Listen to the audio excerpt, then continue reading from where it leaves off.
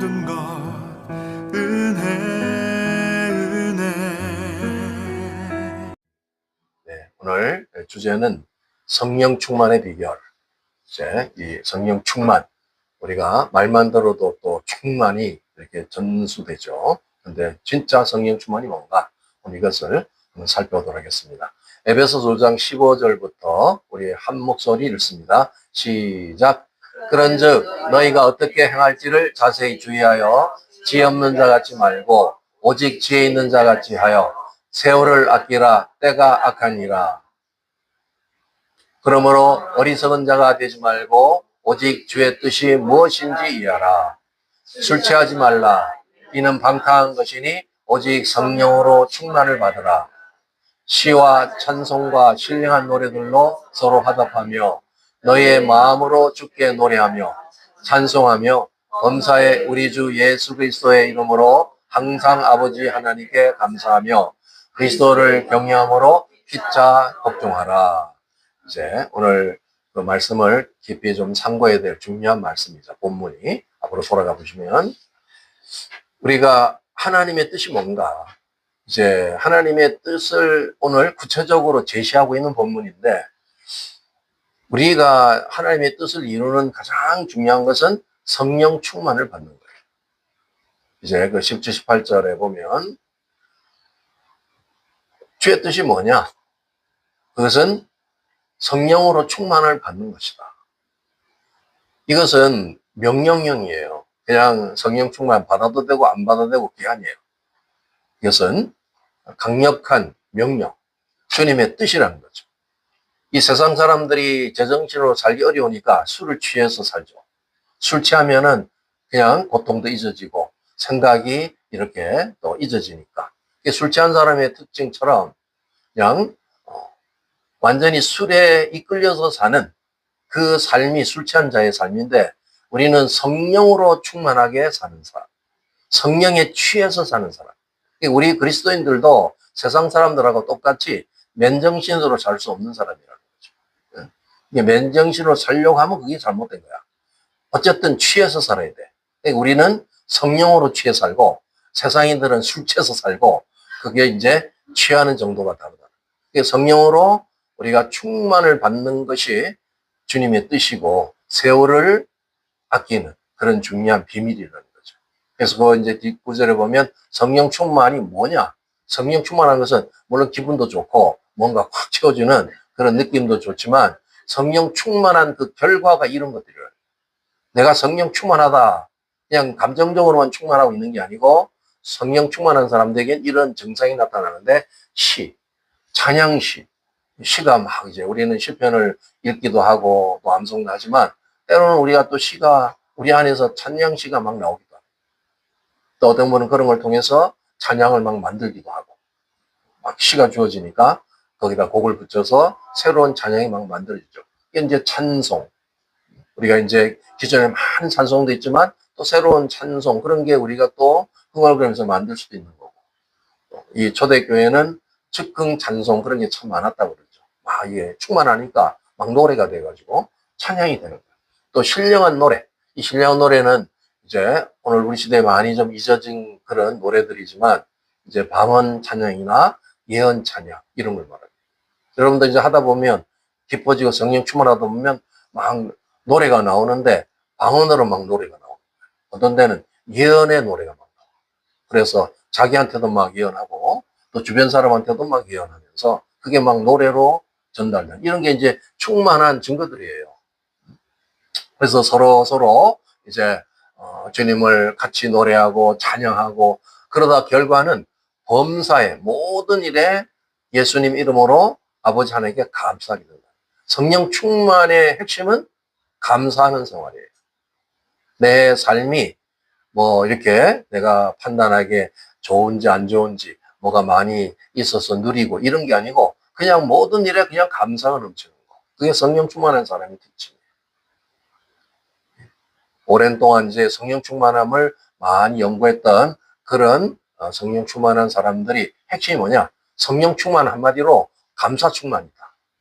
성령 충만한 사람은 감사가 넘친다. 그러니까 여러분이 지금 입에서, 여러분의 마음에서, 생각에서 막 감사가 나오는 게 그게 성령 충만한 거예요.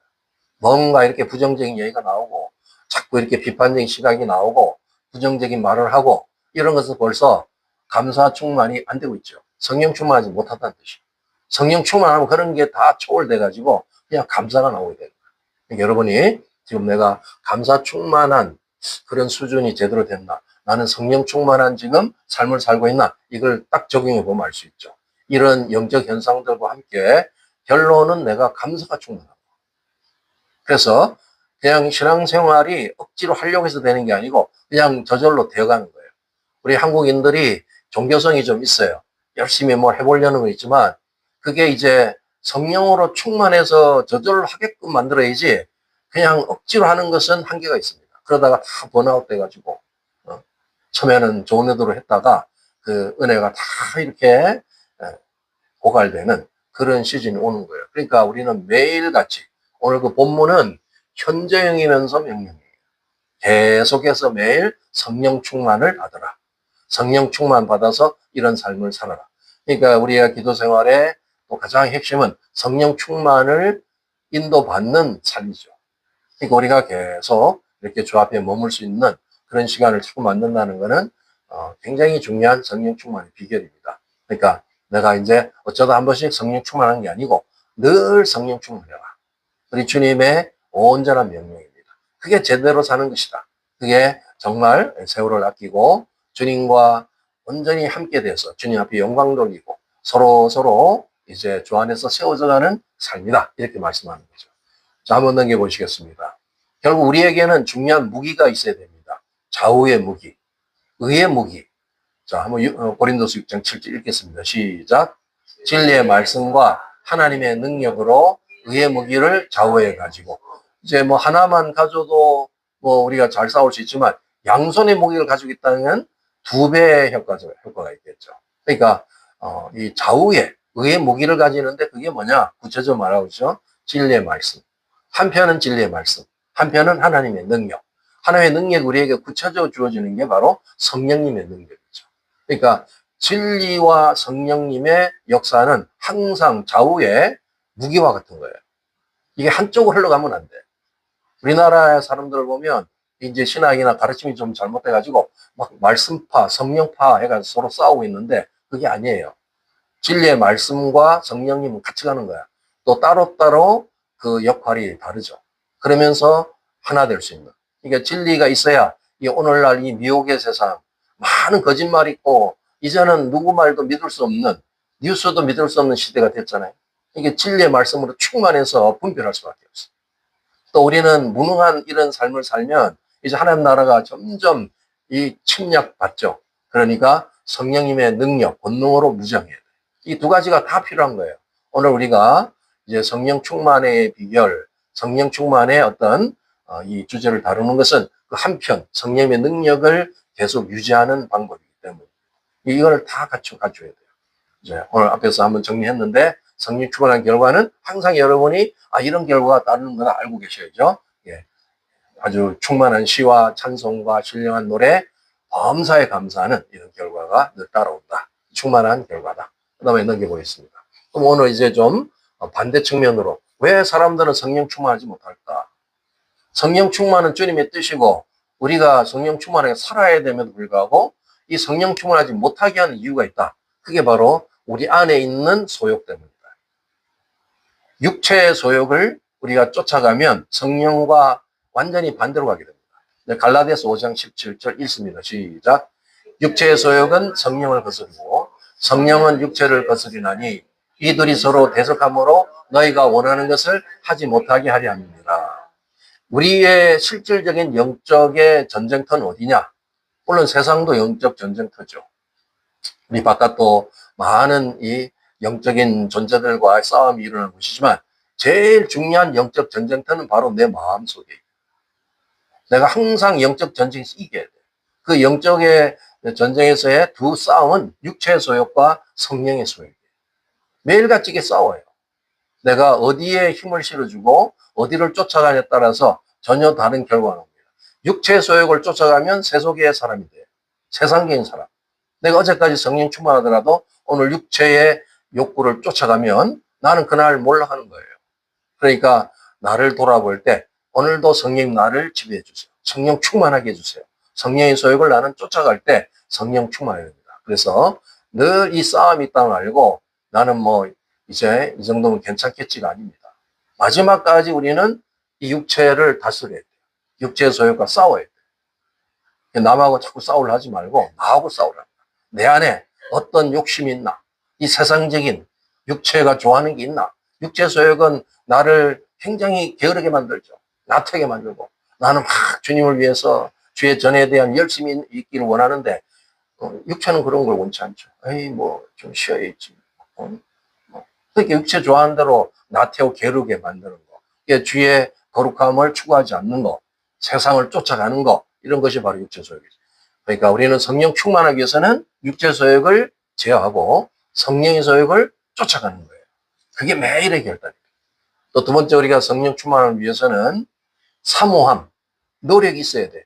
사모함과 노력이 없다는 것은 성령 충만을 받지 못하는 어려움일 수가 있어. 시편 63편 1절입니다. 시작.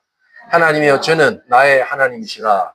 내가 간절히 주를 찾되 물이 없어 마르고 황폐한 땅에서 내 영혼이 주를 갈망하며 내 육체가 주를 악망해. 사실 이 세상은 물이 없고 메마른 광야 같은 곳이에요. 거기서 내가 살아날 수 있는, 내 영혼이 살아갈 수 있는 것은 갈망이 있어야 돼. 주님을 향한 갈망. 내가 가만히 있으면 나는 이 세상의 황폐 속에 메말라가요. 그러니까 우리 영혼도 관리를 해야 되는 거죠. 영혼은 가만히 있다고 영혼이 성장하는 게 아니에요. 날마다 주를 향한 갈망. 주님 앞에 머물러고 싶어 하고, 또 내가 주님을 악망하는 거. 이런 영적인 의지가 있어야 돼. 사모함이 있어야 돼. 그런 것이 없이 아주 게으른 사람은 성령 충만할 수가 없어요. 그러니까 나는 성령 충만이 하나님의 뜻이구나. 이게 우리 신앙생활의 가장 중요한 영적인 원리고 또 주님이 우리에게 명령하신 거구나. 그럼 이거를 지키기 위해서 나는 지속적인 갈망, 그 노력, 성령 충만을 위해서 자꾸 구해야 되죠. 그리고 그것을 추구해야 되죠. 그렇게 할 때 성령 충만이 채워지는 거예요. 이제 심각한 거, 오늘 이 시대에 이 교회 안에도 엄청난 많은 죄악이 들어와 있어요. 죄가 이 세상이 관영됐단 말이에요. 죄와 유혹이 관영된 세상이에요. 그러니까 이 죄에 대해서 우리가 늘 오염되지 않도록 죄를 잘 다스려야 돼요. 죄는 이제 직접적으로 나타나기도 하지만 어떤 때는 우리의 마음과 생각을 통해서 미혹하기도 해요. 그래서 죄가 이렇게 와서 침해 들어오면 빨리 그것을 처리해야 돼요. 회개가 바로 죄를 이기는 방법이죠. 근데 회개를 하고 아직 안 된다. 회개가 없다. 회개를 아주 등한시한다. 이런 사람들은 성령 충만할 수가 없죠. 성령 충만과 죄는 같이 갈 수가 없기 때문입니다. 시편 66편 18절 시작. 내가 나의 마음에 죄악을 품었더라면 주께서 듣지 아니하시리라. 하나님 우리에게 부어주고 싶고 많은 음성을 또 많은 뜻을 이제 계시해주고 싶지만 내 마음이 준비가 안 됐다. 죄악에 온전히 찌들어 있다면 주님의 음성을 듣지 못하죠. 내가 성령 충만을 원한다면 정결을 유지해야 돼요. 내가 성령 충만, 소리 크게 외친다고 해서 성령 충만한 게 아니고 내가 정결한 삶을 유지하고 있을 때 내가 정결할 때 그 외에 깨끗한 영인 성령님이 주관하시는 거죠. 온 세상이 지금 성령의 이제 늦은 빛 추수를 통해서 막 역사가 일어나지만 아무한테나 그게 가는 게 아니에요. 깨끗한 정결한 심령에 부어지는 거죠. 그러니까 내가 오늘도 성령 충만을 원한다면 주님 앞에 또 보시기에 합당 찾는 일이 있는가? 내가 죄의 생각이 있지 않나? 이런 걸 돌아보면서 철저하게 회개의 삶을 돌아오는 거죠. 그러니까 매일같이 자신을 이렇게 관리하기 위해서 육체도 매일 씻는데, 그죠? 하루에 한 번 이상은 씻죠? 그게 기본이잖아요. 그러니까 우리의 심령도 한 번 이상은 씻는 거야. 그게 바로 회개의 생활이에요. 자기를 한번 돌아보면서, 이거, 뭐가 큰 죄악을 저질러서가 아니에요. 이제 주님이 어떤 수준에 이르게 되면 죄의 그 숨은 동기까지도 주님께서 그걸 터치해요. 순간적으로 어떤 욕심이 탁 생기는 거죠. 항상 나보다 날 볼 때 내가 막 좋아하고 싶은 어떤 막 바라고 싶은 그런 게 있잖아요. 아주 멋진 차가 있으면 괜히 가서 이렇게 손을 한번 쓱 만져보고 뭐 이런 사람 있잖아요. 그죠? 그럴 때 벌써 내 안에 탐욕이 들어옵니다. 저는 그런 걸 잘 못합니다. 참 이상하게도 나는 차에 대한 욕심이 없어. 그냥 차는 굴러다니면 되는 거야, 그냥. 문제없이. 그런데 어떤 사람은 그게 막 포커스가 돼가지고, 확 그게 다 눈에 보이는 것 같아요. 근데 그게 이제 보이는 순간에 그런 탐심이 들어온다고. 이렇게. 그런 것을 다 처리하고 주님 앞에 내가 오늘도 이렇게 탐욕을 하지 않냐. 이렇게 해서 깨끗함을 가질 때 그 성령 충만이 유지되는 거죠. 그래서 죄를 철저히 거부하는 거, 성령 충만의 중요한 비결입니다. 우리가 마지막으로 다뤄볼 것은 바로 교만. 우리 하나님은 교만한 자는 대적한다고 그랬어요. 아예 원수 취급하는 거예요. 여러분이 교만하시죠? 혹시 교만 있으세요? 하나님하고 원수입니다. 그거 아셔야 돼요. 자, 베드로전서 5장 5절 시작. 젊은 자들아 이와 같이 장로들에게 순종하고 다 서로 겸손으로 허리를 동이라. 하나님은 교만한 자를 대적하시되 겸손한 자들에게는 은혜를 주십니다. 대적과 은혜를 딱 대조했잖아요. 교만한 자는 대적, 겸손한 자에게는 은혜. 뭘 택할 거냐? 우리가 그냥 뭐 타고난 교만도 있어요. 뭐 아무것도 아니면서 교만한 사람 있긴 있어요. 근데 대부분은 뭔가 좀 가지거나, 뭐가 좀 이렇게 아는 게 많거나, 경험이 많거나, 뭐 좀 이렇게 많이 소유하고 있거나, 이러면 교만해지잖아요. 영적인 교만도 조심해야 됩니다. 내가 남보다 뭐 좀 이렇게 열심을 내는 것도 좋지만, 그래도 겸손해야 돼. 자꾸 그 기준 가지고 남을 정죄 판단하고 그러시면 안 되는 거예요. 그러다 교만이 싹 들어오는 거야. 사단이 사단된 이유는 저 교만 때문에 그렇죠. 최고의 아마 사람을 빼고 최고의 천사들 중에 최고의 피조물인 바로 루시퍼라는 존재가 하나님 앞에 교만해가지고 대적하다가 완전히 지금 사탄이 된 거잖아요. 그러니까 우리가 끝까지 마지막까지 이 겸손을 추구하는 거. 겸손한 자에게 성령 충만이 오는 겁니다. 교만한 자는 성령 충만이 올 수가 없어요. 그런 걸 알고 내가 왜 오늘 나는 열심히 하는데 왜 성령 충만하지 못할까? 돌아보면 교만이 싹트고 있습니다. 이런 걸 가지고 철저히 자신을 관리하셔야 됩니다. 성령 충만을 받으라 했으니까 우리는 성령 충만 받는 것을 목표로 하셔야 돼요. 우리의 삶의 목적은 성령 충만 받는 거예요. 성령 충만을 위해서는 우리가 성령 충만을 사모해야 돼요. 영적으로 막 갈망이 있어야 되고 또 날마다 그것이 주제가 돼야 되고 또 성령의 소욕을 잘 쫓아가고 성령이면 나를 인도하려고 찔려고 와 계시잖아요. 나의 모든 삶을 주권적으로 이끌려 하는데 그분을 잘 따라가야 되죠. 그리고 죄 유혹이었을 때 바로 대적하고 또 철저히 자신을 이렇게 관리해서 겸손하게 될 때 그 성령 충만을 우리는 유지할 수 있습니다. 오늘 이런 주제를 가지고 나의 성령 충만이 과연 지금 유지되고 있나? 나는 날마다 성령 충만의 삶을 살고 있나? 그렇지 못하다면 오늘 회개할 거 회개하시고 오늘 이 귀한 영적 비밀을 내가 오늘 실천하겠습니다. 선포하시면서 우리 주여 한번 부르짖고 기도하겠습니다.